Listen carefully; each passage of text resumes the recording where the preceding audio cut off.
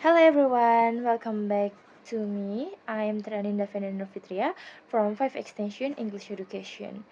And here I will explain and telling about the important events or important tragedy which in 1965 until now in this country in Indonesia.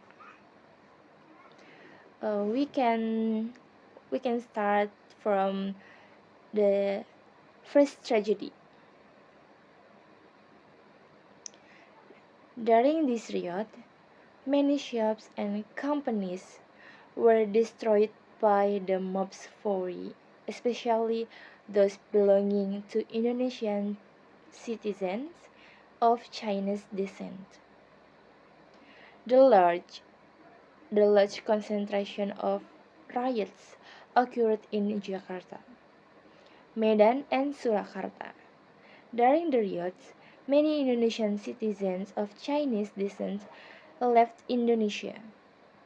Not only that, a humanitarian volunteer activist working under Father Sandiawan, named the Marta Dinata Haryono, who was still an 18 years old high school student, was also raped, tortured, and killed because of her activities. This is an indication that the rape cases during the riots were driven systematically, not just sporadically. This mass rampage made shop owners in both cities afraid and wrote, wrote on the fronts of their shops with the word native owned or pro reform. Because the attackers only focused on Chinese people. Some of them were not discovered, but there were also those that were discovered that didn't belong to the native. Some people associate this event with the Kristallnacht incident in Germany on November 9, 1938, which was the starting point of the persecution of the Jews and culminated in the systematic mass murder of them throughout almost the entire European continent by the Nazi German government. Over the following years, the Indonesian government has not taken any action against the names considered the May 1998 riots. The government issued a statement stating that concrete evidence could not be found in this rape case. But the statement was denied by many parties. The cause and reason for this riot are still shrouded in uncertainty and controversy to this day. However, in general, Indonesian society as a whole agrees that this event is a black page in Indonesia history. While some parties, especially the Chinese, argue that this was an act of extermination or genocide against Chinese people. Although it is still controversial whether this incident was an event that was arranged in a planned manner, systematic by the government, or the development of provocation in certain circles until it spread to society. September 30 movement, or H30S, was a one-night coup date from September 30 to October 1 in 1965 that result in the deaths of 6 generals and one first officer of the Indonesian military, whose bodies were stuffed into an old well in the Lubang Buaya area of East Jakarta. The Indonesian Communist Party, or PKI, is the largest communist party in the world outside of China and the Soviet Union. Its membership continued to grow. The PKI also controlled the labor union movement. In early 1965, of thousands of peasants belonging to Barisan Tani Indonesia or BTI moved to Switzerland on the basis of law. Number 5 of 1960 on basic agrarian regulations. Major clashes broke out between them and the police and landowners. The clashes were triggered by the PKI's propaganda that the peasants were entitled to every piece of land. At a crucial time around September 1965, the issue of the Council of Generals emerged, revealing that some high-ranking army officers were dissatisfied with Sukarno and intended to overthrow him.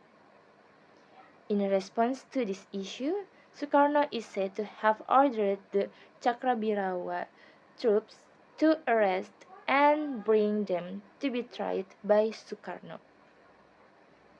However, unexpectedly, during the operation to arrest the generals, some people got emotional and killed Lieutenant General Ahmad Yani, Panjaitan, and Harjono. The issue of Suharto's involvement also until now, there is no evidence of Suharto's active involvement or role in the kidnapping. The only evidence that can be elaborated is a meeting between Suharto, who was then serving as Pangkostrat, or at the time the position of commander of the Army Reserve Strategies Command, was not in charge of troops, unlike today, with Colonel Abdul Latif at the Army Hospital. However, Suharto was the one who benefited in the most from this event. Many scientific studies have been published in international journals revealing the involvement of Suharto and the CIE. And the 7 victims of the September 13 movement were: the first is Lieutenant General TNI Ahmad Yani, and the second is Major General Raden Suprapto. The third is Major General TNI Mas Tirtodarmo Haryono. The fourth is Major General TNI Siswondo Parman. And the fifth is Brigadier General TNI Donald Isak Panjaitan. The sixth is Brigadier General Sutoyo Siswo Miharjo. And the last victim is First Lieutenant Pierre Andreas Tendian. And the victims were then dumped and buried in an old well in the Pondok Gede area of Jakarta, known as Lubang Buaya, and their bodies were found on October 3, 1965. Meanwhile, the number of victims from the masses of people accused of being PKI sympathizer continued to grow from October 1st to 1966.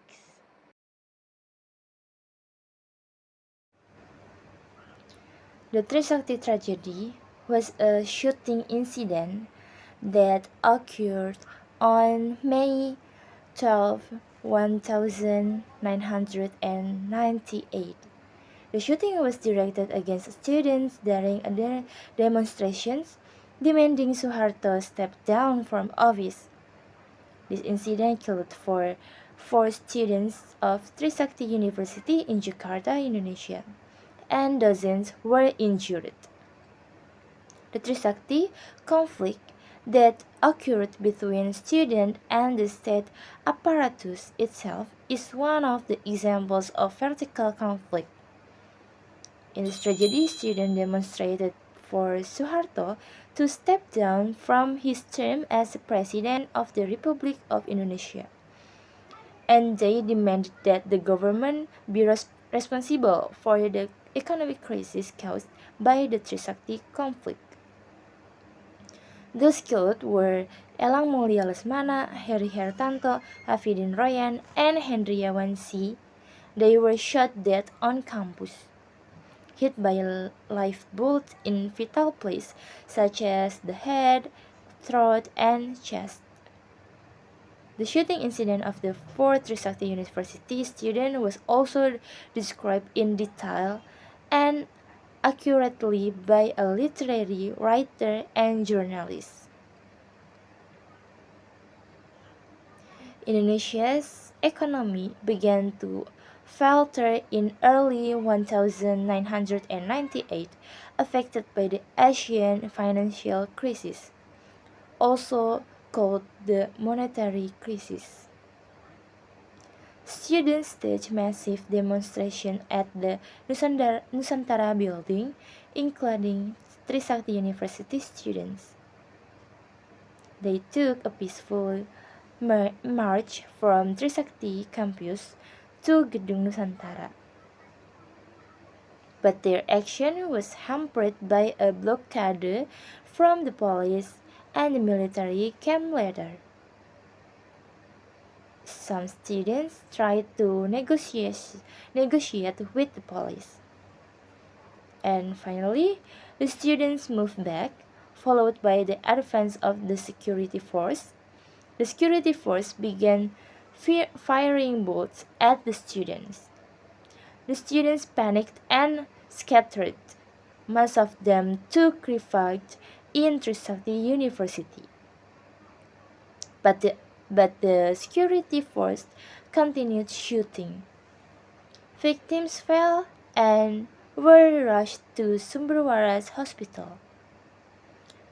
The security or police unit that were on site at the time were Brimob, 9th Cavalry Battalion, Infantry Battalion, Kostrad Air Defense Artillery, Infantry Battalion, Kodam Anti-Riot troops, and motorized troops. They were equipped with shield, tear gas, steyr, and SS-1. At 8 p.m., it was confirmed that four students had been shot dead and one was in critical condition. And although the security force denied using live ammunition, autopsy results showed that the deaths were caused by live ammunition. The temporary results predict that the bullets were the result of recor- ricochet from the ground of live ammunition for warning shots.